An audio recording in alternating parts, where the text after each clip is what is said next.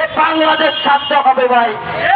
যে তারা মনে করছে তারা এক একজনে দুবাই পেরা কেন্দ্র ভাই, তারা চেয়ারে বসে উপদেষ্টার চেয়ারে বসে তারা আখের গোছাইতেছে, তারা তাদেরকে যোগ্য মনে করে আমরা বসেছি, কিন্তু তারা কোনো দেশের সংস্কারের নামে কি করতেছে আল্লাহ ভালো জানে।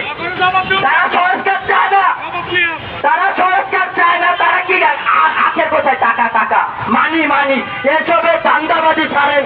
আপনারা যদি ব্যর্থ হন উপদেষ্টারা, যেরকম স্বরাষ্ট্র উপদেষ্টা আছেন, আইন উপদেষ্টা আছেন, আইন যে কঠোর হওয়ার কথা ছিল ওই আইন নিবারে কেউ এখন এরকম সহায়তা পাচ্ছে না।